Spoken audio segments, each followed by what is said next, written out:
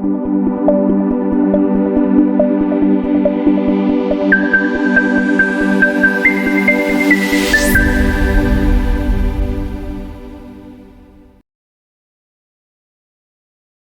عليكم، اسعد الله صباحكم متابعين بوابه الاردن جوردن جيت من داخل الاردن وخارجها. اهلا وسهلا بكم.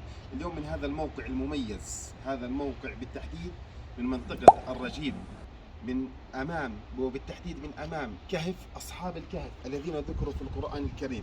خلينا نعرف المعلومات وقصه اهل الكهف الذي وردت في القران الكريم مع الاستاذ محمد سعيد. يلا. أسعد الله صباحكم متابعين قناة جوردن جيتس بوابة الأردن في كل خير ومحبة. كما عودناكم دائما أن نطل عليكم بما هو جديد في المواقع الأثرية. الآن نحن في منطقة الرجيب إلى الشرق من العاصمة الأردنية عمان، وتحديدا من أمام هذا الكهف الذي ترونه أمامكم.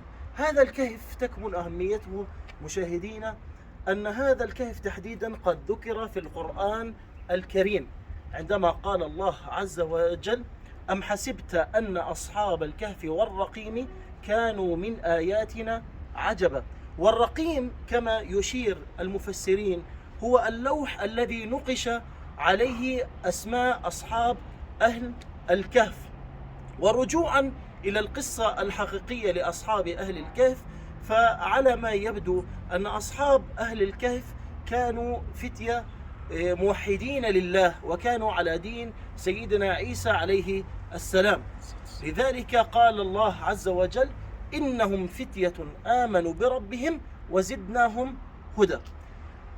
أما بالعودة إلى مجريات القصة، فيذكر المصادر التاريخية بأن أصحاب الكهف قد ظهروا في أيام الإمبراطور دقيانوس أو دقيوس.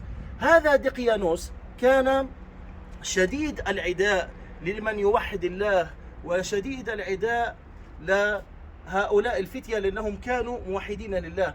فبالتالي كان أمام هؤلاء الفتية ثلاثة خيارات: إما أن يواجهوا الإمبراطور دقيانوس ما يسمى بالقوة، وهذا لا يستطيعون عمله كون أن الإمبراطور دقيانوس السلطة الحاكمة والسلطة القوية في هذا الوقت. وقال الله عز وجل: إنهم إن يظهروا عليكم يرجموكم أو يعيدوكم في ملتهم ولن تفلحوا إذن أبدا.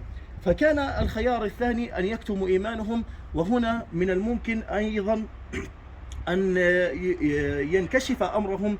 وإما الخيار الثالث أن يهربوا بدينهم إلى مكان بعيد عن الموقع. لذلك هربوا إلى هذا المكان، حيث قال الله عز وجل: وإذ اعتزلتموهم وما يعبدون إلا الله. فهنا كان الاعتزال من خشية الإمبراطور كما ذكرنا دقيانوس إلى هذا المكان.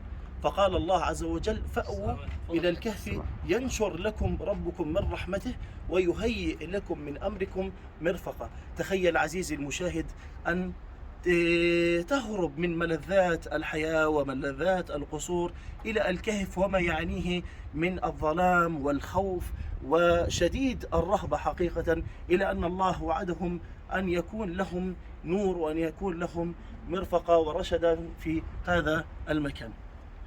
ويقول الله عز وجل: إذ أوى الفتية إلى الكهف فقالوا ربنا آتنا من لدنك رحمة وهيئ لنا من أمرنا رشدا. إذا دخلوا إلى هذا الكهف من أجل المشورة ومن أجل ماذا سوف يفعلون أمام بطش الإمبراطور دقيانوس. كما ذكرنا هذا الإمبراطور الظالم وشديد العداء بمن يوحدون الله. فعندما دخلوا إلى هذا الكهف قال الله عز وجل: فضربنا على آذانهم في الكهف سنين عددا. وكلمة الضرب على الأذان كما يقول مفسرين اللغة العربية أن النائم تحديدا لا يشعر بما يمر أمامه من أمام عينيه تحديدا، أما عندما النائم يكون يسمع ماذا يقول.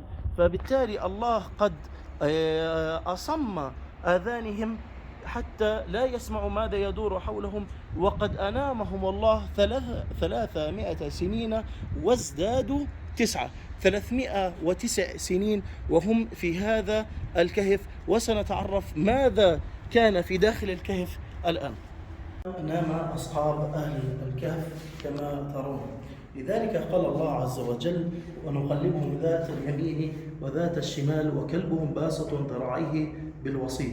اكتشف العلم الطب الحديث أن الأشخاص النائمون على فترات طويلة قد يصابون فيما يسمى بمرض قرحة الفراش والالتهابات الجلدية. لذلك كان من حكمة الله عز وجل هو تقلبهم مرة على اليمين ومرة على الشمال. لذلك قال الله عز وجل في آية أخرى: وترى الشمس إذا طلعت تزاور عن كهفهم ذات اليمين وإذا غربت تقرضهم ذات الشمال وهم في فجوة منه. هذا المكان على اليمين كانت تدخل الشمس من الباب بفصل الشتاء والربيع والخريف، أما في فصل الصيف كانت تدخل الشمس من هذه الفجوة. وهذه من حكمة الله عز وجل في ما يحتاجه الإنسان تحديدا إلى الشمس. إذا تدخل الشمس كما تحدثنا من جهتين. لذلك نلاحظ عزيزي المشاهد أن الله قد قال في كتابه العزيز: إذا اطلعت عليهم لوليت منهم فرارا ولملئت منهم رعبا. نتيجة أنهم 309 سنين زاد شعرهم وزاد أظافرهم، مما أصبح أشكالهم مخيفة. وبعد 309 سنين ذهبوا إلى المدينة لينظروا أيها أزكى طعاما. فعندما ذهبوا إلى المدينة وجدوا بأن العملة اختلفت، ووجدوا بأن الحياة اختلفت، وأن الملك الظالم بذاك الوقت قد مات، مما يعني أنها بدأت حياة جديدة. لذلك الناس كانوا يعرفون قصة أهل الكهف، فذهبوا معهم إلى الكهف.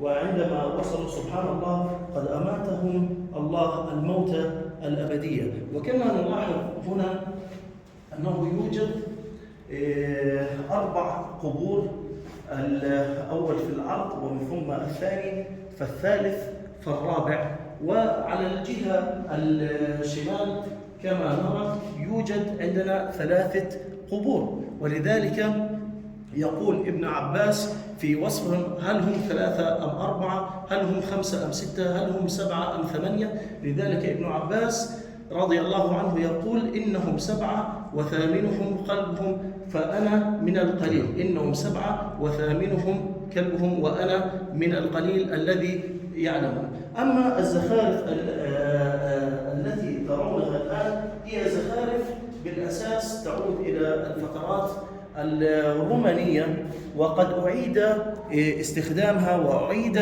فكرتها في الفترات الإسلامية، وتحديدا في الفترة العباسية، كما نرى النقوش التي قد خطت بسم الله الرحمن الرحيم. لم يتغير على الكهف هذا أي شيء من أصحاب الكهف سوى هذا الجص التي ترونه في السقف، وإنما هذا الجص قد عمل في أيام القائد صلاح الدين الأيوبي.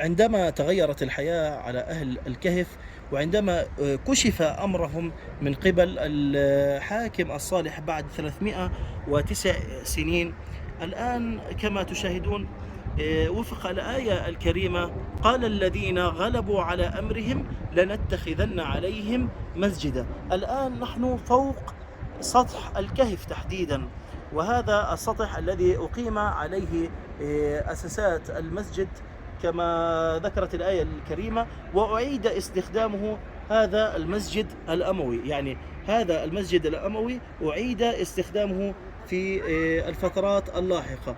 وكما رأينا في الأسفل هو انتقال ضوء الشمس من هنا، كانت تدخل الشمس لأصحاب أهل الكهف. ما نراه الآن هو قبور تعود إلى الفترة البيزنطية. ما نلاحظ عزيزي المشاهد تحديدا في هذه القبور هي دقة الحفر في الصخر الأصم. بالإضافة إذا تلاحظ عزيزي المشاهد هو هذا غطاء القبر، فستجد أن غطاء القبر عبارة عن كتلة صخرية كبيرة جدا وثقيلة جدا. بسم الله الرحمن الرحيم.